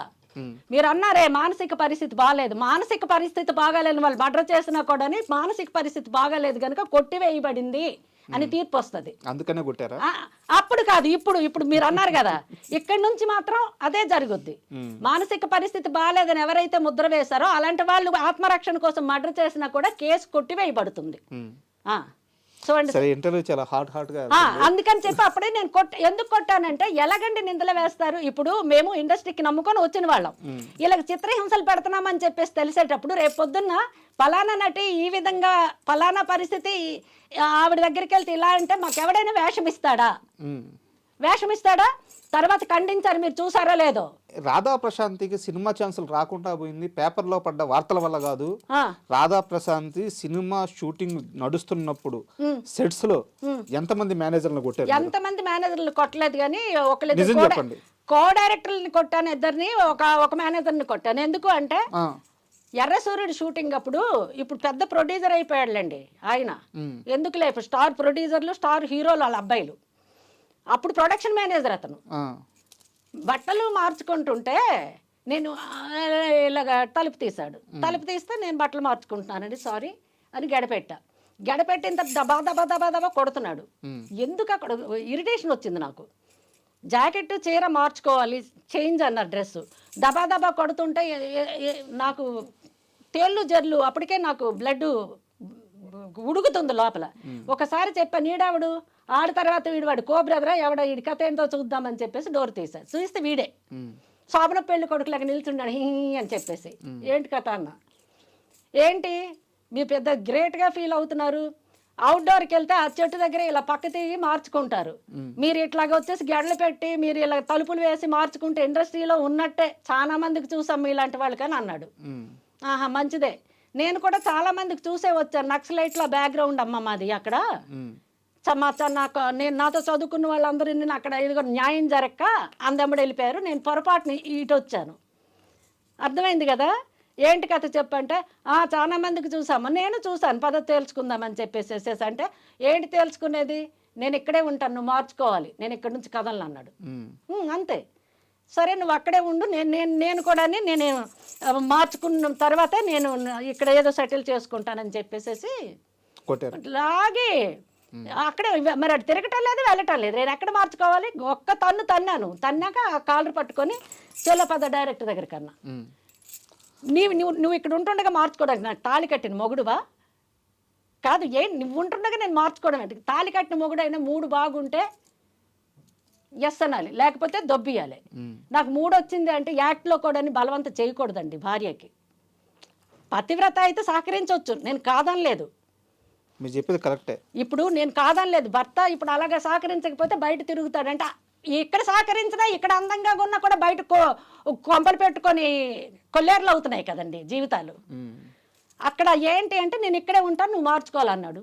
అక్కడే నువ్వు ఉండు, నేను చేయాల్సింది చేస్తానని ఒక తాపుతున్నాను, ఫిల్టర్ పట్టేసుకొని తీసుకెళ్ళాను. సరే, నేను నెంబర్ ఆఫ్ ఇన్సిడెంట్స్ గురించి వెళ్ళట్లేదు, నాకు తెలిసి ఇది మొదటిది కాదు, అంతకు ముందు జరిగింది తర్వాత జరిగింది. కానీ మీరు ఖండించింది మరి పేపర్ వాడు తప్పుగా ఇకపోతే ఎందుకు ఖండించాడు అన్నది యాజ్ ఎ జర్నలిస్ట్గా మీకు ఐడియా ఉందా? తప్పు లేదు కాబట్టి ఖండించాడు కదా. చిత్రహింసలని రాపించింది పోలీసోడు. ఆ పేపర్ని హైలైట్ చేయడం కోసం స్టింగర్ అనేవాడు రాంగ్ న్యూస్ తీసుకొచ్చి వాడి కమిషన్ వాడు ఇప్పుడు తీసుకున్నాడు. నేను అడగడానికి కారణం కూడా అదే, ఆ రోజు మీ తప్పు లేదు అని చెప్పడానికే నేను అడగడానికి కారణం. అండ్ ఈ విషయంలో కూడా మీరు మేనేజర్ని కొట్టింది కూడా, అతన్ని ఎవరు మేనేజర్ కానీ లేకపోతే ఆ కో డైరెక్టర్ కానీ మీరు కొట్టింది కూడా అక్కడ ఏం జరిగిందో చెప్పడానికే నా ఉద్దేశం. సో మీరు ఆ రోజు ఇప్పుడు ఎవరైతే స్టార్ ప్రొడ్యూసర్ అని చెప్తున్నారు కదా, ఆయన కొట్టింది అలా మీరు సినిమా సెట్లో కొట్టడం మొదటిసారి కాదు. మరి ఆయన నేను ఉంటుంటాను మార్చుకో, నేను ఇక్కడ నుంచి వెళ్ళను, నువ్వు మార్చుకో అంటే అది ఎంతవరకు కరెక్ట్ మీరు చెప్పండి. మీరు చేసింది కరెక్టే, అది మొదటిసారి కాదు. మొదటిసారి కాదు, వాళ్ళ పక్కల మీద పడుకోవాలి ఒక విధంగా చెప్పాలంటే నా భాషలో. అలాంటి వాళ్ళు వేషాలు అలా అడిగితే ఇంకేమైనా ఉంటుందండి అక్కడ షూటింగ్ బదులు ఇంక వేరే జరుగుద్ది, వదిలేసేయండి. నాకు ఇంతవరకు అలాగ అడిగేవాళ్ళు ఓపెన్ అయ్యేవాళ్ళు లేరు. ఇష్టం ఉంటే అది వేరే, ఇష్టం ఉంటే అడగక్కర్లేదు. ఇది ఏదో వస్తుందంటే అది నాకు మీరు తక్కువ రెమ్యునరేషన్ ఇచ్చినా పర్వాలేదు అని చెప్పేసేసి నేను యాక్ట్ చేసేటప్పుడు ఇష్టం ఉంటే పెట్టుకుంటాడు, లేకపోతే లేదు. మీ కోపం, మీరు వెళ్ళే తీరు, మీ అగ్రెషన్ ఇవన్నీ చూసి ఒక స్టార్ హీరో పిలిచి, రాధా ఇండస్ట్రీ ఇలాగే ఉంటది, నువ్వు కాస్త సర్దుకుపోయి ఇంత అగ్రెసివ్గా కాకుండా స్మూత్గా చెప్పుకుంటూ ఇలాంటి వెధవల్ని దాటుకుంటూ ముందుకెళ్ళాలి, ఇక్కడ కాస్త సర్దుకొని పోవాలి, నేను తప్పు చేయమనట్లా, కానీ తప్పు చేయమని అడిగే వాళ్ళని సున్నితంగా తప్పించుకొని వెళ్ళు, అలవాటు చేసుకో అని మీకు సున్నితంగా చెప్పిన ఒక స్టార్ హీరో ఉన్నారు. ఎవరు స్టార్ హీరో? ఎవరబ్బా? ఎవరు మీకు ఈ మాటలు చెప్పింది? ఏఎన్ఆర్ గారు చెప్పలేదా మీకు ఈ విషయాలు? ఏఎన్ఆర్ గారు చెప్పారు. ఏఎన్ఆర్ గారు ఎందుకంటే నేను ఆయనకి మర్చిపోయాను, ఫస్ట్ అడ్వైజ్ ఇచ్చింది అతనే. సినిమా ఫీల్డ్లో ఉండాలి అంటే అమ్మ అన్ని రకాల వాళ్ళు ఉంటారు, నువ్వు చూస్తే పల్లెటూరు నుంచి వచ్చిన ఒక లంగా ఓని ఆ 2 జడలు ఆ టైప్ కాదమ్మా ఇండస్ట్రీ. అన్ని అటు సముద్రంలో ఎన్ని జంతువులు ఉంటాయో ఇక్కడ అన్ని రకాల మనుషులు ఉంటారు. ఆయన నిజంగా ఆయనకి నన్ను క్షమించండి, ఏఎన్ఆర్ గారు, ఎన్టీఆర్ గారు వాళ్ళు ఎక్కడున్నా వాళ్ళు మాకు ఆదర్శం. మాలాంటి ఆర్టిస్టులు ఎంతోమందికి వాళ్ళు ఉన్నా లేకున్నా ఆదర్శం. దాసరి గారు, రామానాయుడు గారు, ఎందుకంటే వాళ్ళు ప్రపంచాన్ని మంచో చెడో అందరూ తప్పులు చేస్తారండి. ఇప్పుడు మేము కూడా నేనేదో పెద్ద గ్రేట్ అని చెప్పటం లేదు, నాకు కోపం లేదు, ఇంకొకటి లేదు. నేను అక్కడ నిల్చుంటాను, మార్చుకోవాలనుకుంటే మీకైనా కోపం వస్తుంది, మీరు నా ప్లేస్లో ఉంటే. ఇప్పుడు మీకు అదే కేసు ఏదైతే ఇప్పుడు జర్నలిస్టు తప్పుడు రాతలు రాశాడో, పోలీసుడు తప్పుడు కేసు పెట్టాడో, మీకైనా అంతే రక్తం ఉడుతుంది. అది అయిపోయిందా? ఇవన్నీ నన్ను తొక్కేయటానికి చేసిన ప్రయత్నాలు.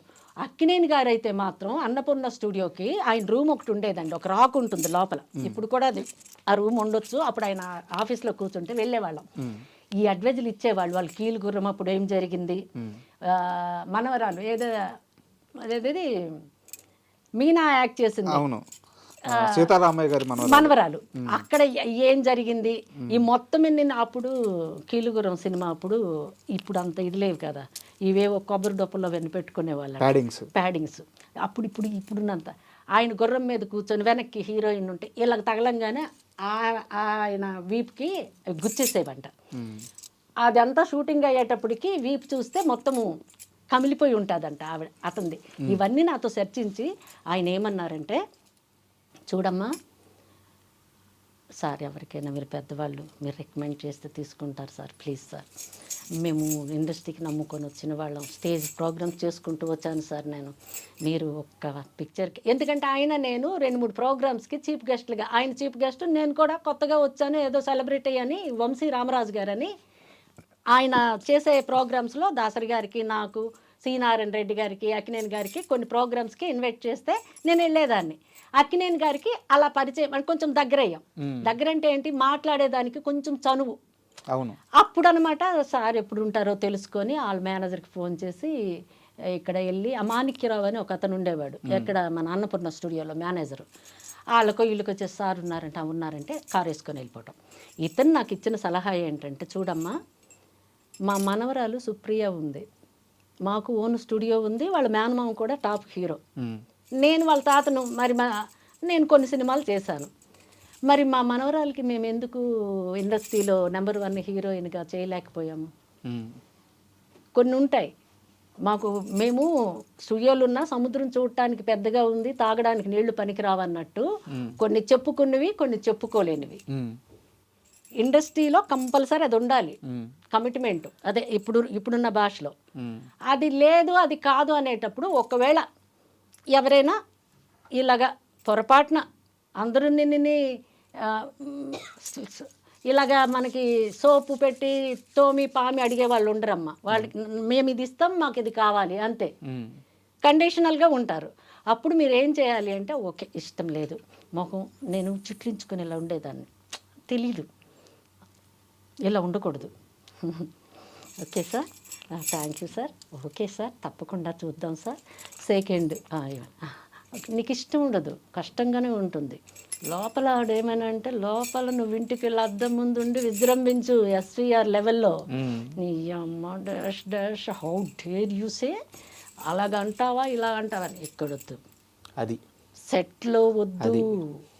అక్కడ ఓకే సార్, తప్పకుండా సార్, అలాగే సార్, చూద్దాం సార్, ఓకే, ఇలా యాక్ట్ చేయాలి. నువ్వు స్క్రీన్ మీద యాక్ట్ చేయడం కాదమ్మా, నిజ జీవితంలో యాక్ట్ చేయటం నేర్చుకో. ఇప్పుడు దాకా నేను అడిగిన ప్రశ్నలకు కారణం కూడా అదే. ఎక్కడా రాధా ప్రశాంతి తప్పు చేయలేదు, తప్పు జరుగుతున్నప్పుడు ఖండించకుండా బయటికి రాలేదు. కాకపోతే రాధా ప్రశాంతి మీద పడ్డ ఒకే ఒక్క ముద్ర ఏంటంటే ఆ అగ్రెసివ్ నేచర్. ఏఎన్ఆర్ గారు మీకు సలహా ఇచ్చినట్టు మీరు ఆ యాక్టింగ్ చేయలేకపోయారు నిజ జీవితంలో రాలేదండి. రాజా గారు మీ ఐ డ్రీమ్ స్టూడియోలో ఉండి నేను కళామా తల్లి సాక్షిగా చెప్తున్నాను, నాకు తెలిసి తెలియక చిన్నప్పుడేవో కొన్ని తప్పులు అంటే మాట ద్వారా కానీ ప్రవర్తన ద్వారా కానీ ఎలాగైనా అందరము చేస్తాము. నేను చేసి ఉండొచ్చు, నేను దేవతను కాను, నేను చెప్తున్నాను. నాకు తెలిసి అప్పుడేం చేశానో, నేను పోయే ముందు నాకు మంచి చావు రావాలి అంటే మనము మంచి చేయకపోయినా పర్వాలేదు, చెడు అయితే చేయకూడదు అనేది నేను నిర్ణయించుకున్నానండి. ఎందుకు అంటే నాకు డబ్బులు తక్కువ ఇచ్చినా నేను యాక్ట్ చేస్తాను పెట్టుకోండి అంటే పెట్టుకోవటం లేదంటే వాళ్ళు డైరెక్ట్గా వాళ్ళు ఎక్స్పెక్ట్ చేసింది నాకు అర్థమైపోతుంది. అర్థమైంది కదా. ఇప్పుడు మీ ముఖానికి ఇప్పుడు వేషాలు ఎందుకు అంటే, మేము స్టేజ్ ఆర్టిస్ట్ని, నేను స్టేజ్ నుంచి వచ్చాను, నేను చనిపోవడం కూడా యాక్టింగ్ చేస్తూ నేను చనిపోతే నాకు అంతకంటే అదృష్టం ఇంకొకటి ఉండదు అన్నది నా డ్రీము.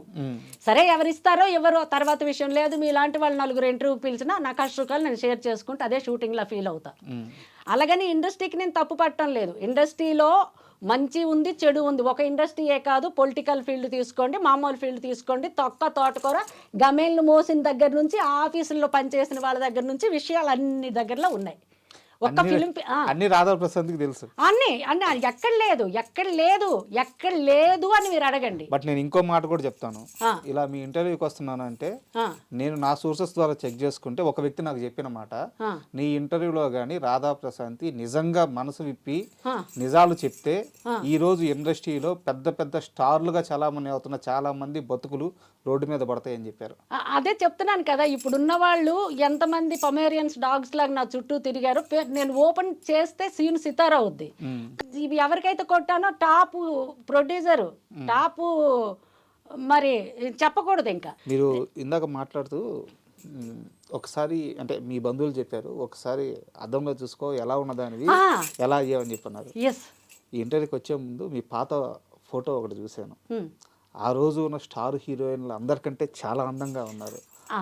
అయితే నేను వాళ్ళు చెప్పింది చేయలేదు కాబట్టి నా అందం పనికి రాలేదు, నా యాక్టింగ్ పనికి రాలేదు, నేను పనికి రాలేదు ఇండస్ట్రీకి. వాళ్ళు చెప్పింది చేసుంటే నేను ఈరోజు పుణ్యమా అంటూ నేను ఇలాంటి 3-4 బిల్డింగ్ కట్టేసి మీలాంటి ఐ డ్రీమ్ వాళ్ళకి నేను రెంట్లతో బ్రతికేసేదాన్ని. కానీ హీరో కృష్ణ గారికి మీరంటే ప్రత్యేకమైన అభిమానం ఉంది. ఆయన అంటే కూడా నాకు చాలా ఇష్టం. అయ్యో ఆయన ఫ్యాన్ అండి. చిన్నప్పుడు ఒక ఊరు డ్రామా నాటకం వేయడానికి కానీ వెళ్ళాం. నా పక్కన యాక్ట్ చేసే అతను ఆ ఊరు ప్రెసిడెంట్. ఈ కొట్టడాలు తిట్టడాలు ఇక్కడ కాదు, అక్కడ నుంచే ఉన్నాయి. ఆయన ఏం చేశాడంటే, ఆయన బాలకృష్ణ ఫ్యాను, పిచ్చ అభిమాని, ఊరి ప్రెసిడెంట్. ఆయన బాలకృష్ణ గారు పుట్టినరోజుకి అక్కడ అన్నదానాలు, రక్తదానాలు అలాంటివి అప్పుడు జరిపిస్తున్నారు. నాకు అప్పుడు 14 years 13 years ఏజ్. నేను కృష్ణ గారు అప్పుడు ఇదిగో చల్లతీరా ఆ పాటలకి డాన్స్ చేసేవాళ్ళం. అది చుక్కల తోటలో ఎక్కడున్నావో ఈ పాటలన్నిటికీ డాన్స్ చేసేవాళ్ళం. నేను, నా క్లాస్మేట్ ఇంకొక అమ్మాయి. ఇతని ఫ్యాన్ని. అతను డ్రామాలో అయిపోయింది, రిహార్సల్ అని వెళ్ళాం, రిహార్సల్ వేశారు, అంత బాగానే ఉంది, ఊరు ప్రెసిడెంట్ మర్యాదలు అంతా బాగానే ఉన్నాయి, అయిపోయిన తర్వాతని అప్పుడు ఆర్కెస్ట్రా వాళ్ళకి సాంగ్స్ పెట్టేవాళ్ళు, డ్యూయట్స్ ఉండేవి. అతను ఏం చేశారు, బాలకృష్ణ ఫ్యాన్ కదా, బాలకృష్ణ సాంగ్కి ముద్దులు ముద్దులు మామయ్య అందులో పాట అతను డాన్స్ అంటే మా ఇద్దరికి డ్యూయట్. నేను అన్నాను అది ఓకే, అది ఒకటి పెట్టండి, కృష్ణ గారిది కూడా ఒకటి పెడదామండి, ఆయన అంటే నాకు చాలా ఇష్టం అంటే ఏంటి అన్నాడు. నాకు చూడండి అప్పుడు నా ఏజ్ అంతా 13 సంవత్సరాలు, స్కర్ట్ బ్లౌజ్, కానీ లంగా అదే చీర, మరి డ్రామా అంటే తప్పదు కదండి. అక్కడ సాంగ్ వద్దంటాడు, కాలిందండి నాకు. అక్కడ ఒప్పుకొని ఇక్కడ ఏంటి ఇది పిచ్చి వేషాలు వేస్తున్నాడు అనుకొని చెప్పేసి అంటే లేదండి ఆ సాంగ్ వేయకపోతే నాకు ఆపేసేయండి డ్రామా, నేను వెళ్ళిపోతాను తెల్లవారంటే. ఈ ఊరు దాటి ఎలా వెళ్తావో చూస్తాను, ఈ ఊరికి ప్రెసిడెంట్ నేను చెప్పినట్టే దబ్బీరా నాయన, నేను ఎంతమందికి చూశాను. అప్పుడే పడిపోయిందా అంటే సరే అని చెప్పేసేసి వీడు ఏం చేశాడు, ఆ లోపల గొడవ అవుతుంటే ఇక్కడ అరుస్తున్నారు, కేకలు, గొడవ అంటే జనాలు వచ్చేసారు బాగా, ఈ డాన్స్ ఇదంతా. లోపల వచ్చి ఒక అతను కాంప్రమైజ్ చేసి వెళ్ళు ఏదో ఒకటి చెయ్యండిరా, ముందు జనాలు అరుస్తున్నారా, తెరేసేసి ఇదేంటి న్యూస్ అని అంటే ఏదో ఇదప్ప ఈ పాట వేయించారండి. వేయిస్తే వాడు అంతవరకు దూరంగా ఉండి రిహార్సల్లో ఎలా చేశాడో అలా చెయ్యాలని, అలా చేయకుండా డిస్కో ల్యాంప్, ఈ డిస్కో ల్యాంప్ ఆన్ చేసేస్తే చీకట్లో చిన్నమ్మో పెద్దమ్మో తెలియదు, ఆడు పట్టుకునేది ఎక్కడో తెలియదు. ఆడు కొంచెం వచ్చి కొంచెం అప్పుడు ఆ స్టెప్పులు వేయకుండా స్టెప్పులకి బదులు నా భుజంకి ఇట్లాగా గట్టిగా పట్టుకునేదానికి ట్రై చేశాడండి. అక్కడే 4 పీకి 2 తన్నులు తన్ని ఏంటి ఆ డిస్కో ల్యాంపులు ఇది డాన్సో తెలియదు, తన్నుకోవడమో తెలియదు. డిస్కో ల్యాంపులు చూడండి, పెద్ద వంశీ గారి సినిమాలో ఇది కనక మహాలక్ష్మి రికార్డింగ్ డాన్స్ ట్రూప్, తనికెళ్ళబారిని ఇలా తిప్పుతా ఉంటే ఒక కన్నుతో ఇలా చూసి ఆ లైట్ చుక్కు చుక్కు చుక్కు అలాగనమాట. వాళ్ళు రెచ్చిపోయారు, ఇది ఒప్పుకోవటం లేదు, ఆ సాంగ్ ఏమంటుంది, గొడవ చేస్తే కూడా ఈ ఊరు ప్రెసిడెంట్ అంటే కూడా దొబ్బిమంటుందని, ఇది గట్టిగా పట్టేసి వదలకుండా అట్లా పట్టుకోరు అని చెప్పేసి ప్రోత్సహిస్తే అలా పట్టుకుంటే అక్కడే తన్ని ఫిల్ట్ పట్టుకుని కొట్టి దొబ్బిరా నువ్వు ఇచ్చిన డబ్బు ఏంటి అన్ని చూసి వచ్చిన వాళ్ళు కోటలు కోట్లు కూడా చూసిన దాన్ని నేను. నాకు అవి ఉన్నా లెక్కలేదు, పోయినా కూడా లెక్కలేదు, నిండుకుండా తొనకదన్నట్టే ఉంటాను నేను. అంటే అక్కడ గొడవ అయిపోయిందండి, ఈ తన్నేసేసి కొట్టేసేసి అది అయిపోయింది కదా సీను. మరి సితార తెరవేసేశారు, మరి డ్రామా ఇంకా క్యాన్సిల్ అని చెప్పేసి అనౌన్స్ చేశారు. ఆ జనాలు ఏమో గొడవ చేసి గ్రీన్ రూమ్ దగ్గరికి వచ్చి చాలా అది చేస్తారు. నేను నా మూడు బాగాలేదు నేను చేయనండి అనుకోనంటే ఏదో ఇది చేశారు. ఆ చెక్క బుచ్చక్క డ్రామా అయితే కంప్లీట్ చేశారు మొత్తానికి. ఆ జనాలు వాళ్ళు వీళ్ళు వచ్చి అంటే పరుగు పోద్దని తెల్లవారు నేను డబ్బులు ఇవ్వను, బండి కూడా ఆ ఊరుకి బస్సుకి వెళ్ళాలంటే 2-3 కిలోమీటర్ల దూరం వెళ్ళాలండి. ఈ తెరలు ఇవన్నీ డ్రామా ఇవన్నీ కట్టిన వాళ్ళు ఉంటారు కదా, వాళ్ళు పెట్లు పేడలు వాళ్ళు ఏమో సర్దుకుంటున్నారు. నువ్వు నడిచి వెళ్తావో మామూలుగా వెళ్తావో ఎలా వెళ్తావు వెళ్ళు, మేము బండి పెట్టం, రాత్రి నాకు తన్నావు కొట్టావు, నా ఊరికి వచ్చి నీకు ఎంత ధైర్యం ఉండాలి, నీ డబ్బులు దొబ్బేసి నీ డబ్బులు ఇస్తే ఎంత ఇవ్వకపోతే ఎంత అని చెప్పేసేసి ఈ స్క్రీన్లు కడతారు కదా వెనక్కి. అవును. ఆ అబ్బాయికి అసిస్టెంట్గా వరే బాబు మీ అబ్బాయికి ఆ రోడ్డు వరకు పంపించు, ఆ రోడ్డు దగ్గర బస్సు ఎక్కి వెళ్ళిపోతానని వాళ్ళకి రిక్వెస్ట్ చేస్తే వాళ్ళ అబ్బాయికి ఇస్తే నా పెట్టి, ఎందుకంటే బట్టలు మార్చుకుంటాం కదా, అసిస్టెంట్ ఉంటాడు కదా, అసిస్టెంట్ వీడు నేను ముగ్గురం కలిపి ఆ రోడ్డు మీదకి వెళ్తే ఆ బస్సు ఎక్కి వెళ్ళానండి. ఇదంతా చెప్పారా కృష్ణ గారికి? అంత నాకు అవకాశం రాలేదు, కానీ ఆయన అంటే మాత్రం నాకు పిచ్చ ఇష్టం ఉండే చిన్నప్పుడు. మరి ఇంతమందిని ఇంత స్ట్రిక్ట్గా దాటుకొని వచ్చారు మీరు, మీ వారి విషయంలో దొరికిపోయారు కదా. మా వారి విషయంలో నేను దొరకలా, నాకు స్పందన ఉండదు, మీకు తెలుసో లేదు. నాకు ఈ ప్రేమలు దోమలు ఇలాంటి ఫీలింగ్స్ అంటే మీరు ఆడవాళ్ళు కారా అని చెప్పేసి మీరు ఇంకొక క్వశ్చన్ వేయొచ్చు. ఐఎమ్ సారీ, ఫీలింగ్స్ అంటే చిన్నప్పటి నుంచి కష్టాలు చూసా. సుఖం అంటే ఎవరికి అక్కర్లేదు చెప్పండి, అందరికీ కావాలి. నాన్నగారు చిన్నప్పుడు చనిపోయారు, నాన్నగారు లేరు కాబట్టి 3 పిల్లలు, అంటే 3 ఆడవాళ్ళము ఒక తమ్ముడు. ఈ 3ని నాన్నగారు చనిపోయిన తర్వాత మా ఆస్తులేమో కౌలుకు చేసుకున్న వాళ్ళు స్వాధీనం చేసుకొని మేము కోర్టులో మా అమ్మ 20 సంవత్సరాలు తిరిగింది, అంటే మా భూములు మాకు రావాలి అని.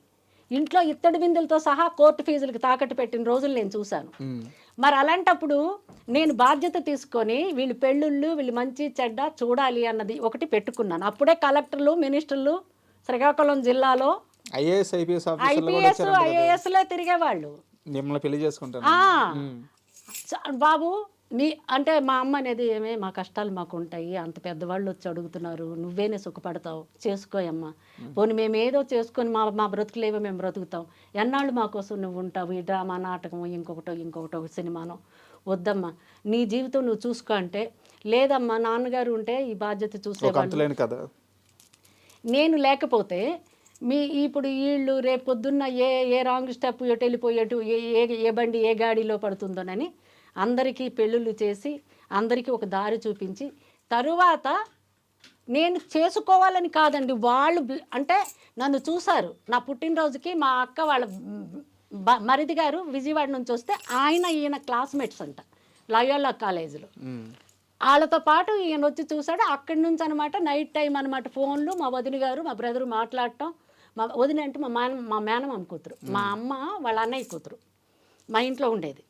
వాళ్ళకి పొలాలు అవన్నీ ఉన్నాయి, ఊర్లో వాళ్ళ అమ్మ వాళ్ళు చూసుకునేవాళ్ళు. ఈవిడ నా దగ్గర ఉండేది సినిమా ఫీల్డ్కి. మా అమ్మ మాత్రం ఊర్లో ఉండేది. ఈవిడికి ఏం తెలియదు, ఆవిడ ఇలా అడ్డగుండారులా కడతాది ఇలాగా, అంటే అక్కడ మన శ్రీకాకుళం జిల్లా అలా. ఆవిడకేం తెలియదు. వదిన గారు మా బ్రదరు వాళ్ళంతా ఇక్కడ ఉండేవాళ్ళు. మీకోసం చనిపోయడానికి కూడా ఏదో చేశారంట. అయితే నేను ఫోన్లు చేస్తుంటే మామిడి పళ్ళు సీజన్ అప్పుడు వాళ్ళకి వచ్చేసి ఒక 500 ఎకరాలు అన్నీ ఉన్నాయి భూములు, మామిడి తోటలు అవి. ఒక కాలేజ్ కూడా అక్కడ కట్టారండి, గవర్నమెంట్కి ఇచ్చేసారు. న్యూజివీడ్కి వెళ్ళే తోవలోనే ఇప్పుడు కొన్ని కోట్లు అవుద్ది అది. అప్పిడి సుబ్బారెడ్డి కాలేజీ అని ఉంటుంది, అది మా హస్బెండ్ వాళ్ళ తాతగారి పేరు. అప్పిడి సుబ్బారెడ్డి అంటే మా హస్బెండ్ వాళ్ళ నాన్నగారి నాన్న. ఆ యార్చ్కి ఆ పేరు నూజువీడికి వెళ్ళే తోవలోనే మైలవరం పక్కన. వాళ్ళకి మంచి పేరు ఉందండి, కానీ నా రాత కరెక్ట్గా లేదు, ఆయన వేరే ట్రాక్లోకి వెళ్ళిపోయారు. మీ విషయానికి వస్తే మీరు యాక్ట్ చేసిన సినిమాల్లో నాకు బాగా నచ్చే సీన్ వచ్చేసి ముత్యాల సుబ్బయ్య గారి డైరెక్షన్లో పెళ్లి చేసుకున్నారా అని చెప్పి ఒక సినిమా ఉంది. పెళ్లి చేసుకుందామా పెళ్లి చేసుకుందాం మంచం చుట్టూ సుధాకర్ తిరిగేది. ఓకే, అదంతా కామెడీ ట్రాక్, అదంతా ఓకే. ఒక సీరియస్ సీన్ ఉంది. ఆ కాలనీలోకి సౌందర్యాన్ని వెంకటేష్ తీసుకొస్తారు. కుటుంబాలు ఉండే ఇళ్ల మధ్యలోకి ఇలాంటి చెడిపోయిన అమ్మాయిని తీసుకొస్తున్నారు. అసలు అంటే మీ డైలాగే అనుకుంటాను అది, నాలాంటి పతివతని పట్టుకోబడలేదు, చూస్తేనే కాలిపోతాను అని చెప్పేసి చెప్పి డైలాగ్ ఉంటుంది అనమాట. అద్భుతమైన సీన్. వెంకటేష్ గారు ఆ తర్వాత వచ్చి ఇట్లా అందరిని ఎవరే ఇక్కడ మాట్లాడి పతివ్రతలు మొగుళ్ళు అయినప్పుడు మీరేం చేస్తున్నారో అది తెలుసు, ఇది లేనప్పుడు. అద్భుతమైన సీన్. ఆ సీన్ గురించి, ఆ సినిమా గురించి ఏమన్నా జ్ఞాపకాలు ఉంటాయి? ఏమీ లేవండి. ఎందుకు లేవంటే యాక్చువల్లీ నాకు స్లీవ్లెస్ బ్లౌజ్ వేసుకోవడం ఇష్టం లేదు. ఆ సీన్లో నేను యాక్చువల్లీ ఇంటికి వెళ్ళిపోదాం అనుకున్నా. నేను ఆ బ్లౌజ్ కోసం కూడా చాలా అక్కడ డిస్కషన్ జరిగింది. ఇక్కడ నుంచి మంచం చుట్టూ తిరిగేటప్పుడు లారీ డ్రైవర్ పెళ్ళం క్యారెక్టర్ కదా, ఈ బ్లౌజ్ వేసుకోమంటే నేను వేసుకోనని, నేను అలాంటి బ్లౌజ్ ఉందని చెప్పుంటే నేను నా క్యారెక్టర్ నేను ఒప్పుకునేదాన్ని కాను. ఇక్కడికి వచ్చిన తర్వాత నాకు ఈ బ్లౌజ్ అంటున్నారు, ఇది కరెక్ట్ కాదండి. నేను స్లీవ్లెస్లు ఎక్స్పోజింగ్లు అలాంటివి ఏంటి, నాకు హీరోయిన్గా వచ్చేటప్పుడే నేను చీరలో మిడ్డీలో పంజాబ్ డ్రెస్సుల్లో ఉన్నాను తప్పితే అలాంటివి నేను చేయలేదండి. అంటే మా పెద్ద డైరెక్టర్ హీరో వెంకటేష్ బాబు, ఇప్పుడు మీరు ఆల్రెడీ 4-5 సీన్లు మీతో అయిన తర్వాత మీ బ్లౌజ్ కోసం అంటే ఏం బాగుంటుందని కన్విన్స్ చేసి వేయించారండి. ఇక్కడికి ఇది జాకెట్, ఇక్కడికి ఇది ఉండదు స్లీవ్లెస్, అది కూడా అక్కడ ముత్యాల సుబ్బయ్య గారు వాళ్ళందరూ ఇప్పుడు ఉన్నారు, కావాలంటే అడగచ్చు ఆ బ్లౌజ్ కోసం. ఎందుకంటే ముత్యాల సుబ్బయ్య గారు వారికి అంటే ఇక్కడ కో డైరెక్టర్లు, మేనేజర్లు, ఆ కాస్ట్యూమర్లు వాళ్ళు కొంచెం మేనేజ్ చేస్తారు. అంటే బ్లౌజే కదమ్మా, ఏముంది అదేముంది ఇవాళ రేపు ఫ్యాషన్ అని. అంటే ఎందుకండి సినిమా ఇండస్ట్రీకి వచ్చి మీరు అది వేసుకోను ఇది వేసుకోనని ఎలా అంటున్నారని మీకు డౌట్ రావచ్చు. వేసుకోకూడదని కాదండి, అసలు నాకు కొన్ని క్యారెక్టర్లు నాకు తెలియకుండా నేను చేశానండి. నేను కొంచెం మంచి క్యారెక్టర్లు చేద్దాము, డైరింగ్ అండ్ డాషింగ్ క్యారెక్టర్లు చేద్దాము అలాంటి డ్రీమ్తో ఉన్నాను. కానీ మనం అనుకున్నట్టు ఇండస్ట్రీలో ఎవడు మనం అనుకున్న క్యారెక్టర్లు ఇవ్వడు. అలా అనుకుంటే మనమే సొంతంగా సినిమాలు తీసుకోవాలి. ఆ తర్వాత నాకు అర్థమైందండి, అప్పట్లో తెలియక కొన్ని తప్పులు నేను చేశానండి. చెప్పాను కదా, నాకు తెలియక ఏమంటే స్టార్ హీరోల పక్కన ఆఫర్ వస్తే కూడా ఒక్క సాంగ్ చేస్తే ఐటమ్ డాన్సర్ లాగా పేరు వస్తుంది, నేను చేయను. బాలకృష్ణ గారితో కూడా మీరు సినిమా చేయాలి కదా? Balakrishna second heroine. ఏ సినిమా అది? అది వైజాగ్లో షూటింగ్ అవుతుందండి. వాణి విశ్వనాథ్ అందులో హీరోయిన్. సెకండ్ హీరోయిన్కి నాకు అడిగారు, అతను సుధాకర్ రెడ్డి కెమెరామ్యాన్, వాళ్ళ కెమెరామ్యాన్. అడిగి మేకప్ టెస్ట్ కూడా నాకు చేశారు. సత్యం గారని బాలకృష్ణ దగ్గర మేకప్ మ్యాన్ ఏమో సత్యం అని ఒక అతను ఉండే, అతను నాకు మేకప్ అదంతా వైజాగ్లో ఆ సినిమా ఎందుకు మిస్ అయింది? మా ఇంట్లో ఒప్పుకోలేదు అప్పుడు. ఆ వీళ్ళు సినిమా వాళ్ళు నా పిల్లలకి నా కూతురికి తీసుకెళ్ళి అక్కడ మాకు ఎవరు తెలిసిన వాళ్ళు లేరు, తండ్రి చనిపోయాడు, వాళ్ళు ఏం చేస్తారు, ఏ సినిమాలు మనకు వద్దమ్మా, మన కష్టం మనం పడదాం, ఈ డ్రామా నాటకం అంటే ఏ పొద్దుపోతే అయిపోతే రెండో రోజే ఇంట్లో ఉంటాము, అక్కడికి తీసుకెళ్తే ఏం చేస్తారని మా ఇంట్లో ఒప్పుకోక అది మిస్ అయ్యింది. ఇది నిజమో కాదో నాకు తెలియదు, బట్ నా దాకా వచ్చిన సమాచారం హీరోయిన్ యమున గారితో మీకు ఏంటి గొడవ? నాకేం గొడవ లేదండి, మీరు ఫోన్ చేసి అడగండి, నాకు గొడవ ఏంటి? ఇష్యూస్ ఏం లేవు ఇద్దరికి? ఆవిడకి నాకు విశేషం, మీరు మాట్లాడండి ఫోన్ చేసి, యమున గారి నెంబర్ ఉంటే ఎవరికైనా కనుక్కొని ఫ్రెండ్లీగా, ఏది ఆ సీరియల్ వరకే. అక్కడ ఇష్యూ యమున కాదండి, అచ్యుత్ యమున మేమందరం ఫ్రెండ్లీగా చేసాం. ఇప్పుడు ఇలియాష్ గారు డైరెక్టర్, మన స్వప్న వాళ్ళ ఫాదరు, అవును, మీరు అడగండి. గొడవ అయితే మరి ఆయన పెద్ద మనిషి తెలుస్తుంది కదా, స్వప్న వాళ్ళ ఫాదరే కదా. మరి ఏంది అసలు ఏ ఇష్యూ ఏం కాలేదు, వాళ్ళు వేరే వాళ్ళకి పెట్టుకున్నారు. నాకు పెద్ద విగ్గు, అది ఇంత పెద్ద విగ్ అండి, మీరు చూడండి ఇక్కడ వరకు ఉంటుంది కాత్యాయని, అది పగులు ఇలా పెట్టి తెల్లవారి పెట్టి సాయంత్రం వరకు ఉండేటప్పటికి సివియర్ హెడేక్ వచ్చేసేది. సివియర్ హెడేక్ వచ్చేసేది. ఆ విగ్ ఏంటంటే తాళ్ళలాగా ఉంటుంది, అది ఒరిజినల్ హెయిర్ అయితే మనకి అంత వెయిట్ ఉండదు, సింథటిక్ హెయిర్ తాళ్ళలాగా ఉండటం. ఆ విగ్ పెట్టేటప్పటికల్లా తెల్లవారి పెట్టి ఆ సాయంత్రం వాళ్ళు ప్యాకప్ అయ్యేంత వరకు ఉండేటప్పటికి సివియర్ హెడేక్ వచ్చేస్తుంది. ఒకసారి నాకు ఫీవర్ వచ్చింది, ఫీవర్ వచ్చి ఒక 4-5 రోజులు తగ్గలేదు. ఏంటి ఈ హెడేక్ ఫీవర్, ఇదంతా స్కానింగ్, అదంతా సిటీ స్కానింగ్ అంతా చేయించాం, నార్మల్గానే వచ్చింది. టిక్కులు పెట్టించారు యశోదాలు. ఈ గ్యాప్లో వీళ్ళు ఏం చేశారంటే, ఈ ఎవరు విజయలక్ష్మి అని వేరే సింగర్ ఉన్నారు, ఆ అమ్మాయికి ఈ క్యారెక్టర్కి ఓకే పెట్టారు. మీరు యమున గారికి అడగండి, యమున నేను ఫ్రెండ్లీగా మాట్లాడుకుంటాము, అట్లాగేమి అచ్యుత్ కానీ యమున కానీ ఎందుకు. ఇప్పుడు ఇలియాష్ గారికి ఆయన డైరెక్టర్ అయితే ఆయనకి తెలియకుండా ఉంటుందండి ఈ పుకార్లన్నీ. ఎవడు మరి ఎవడికి ఇలాంటి ఆకాశరామన్న హైదరాబాద్ కేంద్రం అని ఎక్కడి నుంచి మోసుకొస్తున్నారో ఎక్కడ సృష్టిస్తున్నారో తెలియదు. కానీ మొన్నటి వరకు యమున గారి నెంబర్ నా దగ్గర ఉండింది, ఇలాంటివి ఏమీ లేవు. ఉంటే మీ మీడియా ముందు దాయాల్సిన అవసరం లేదు. చాలా చాలా చాలా థ్యాంక్ యూ. ఏమైనా చెడుగా మాట్లాడితే ప్రేక్షకులు అంటే ఐ డ్రీమ్ చూసే ఫాలోయర్స్ నన్ను క్షమించండి. Thanks a lot.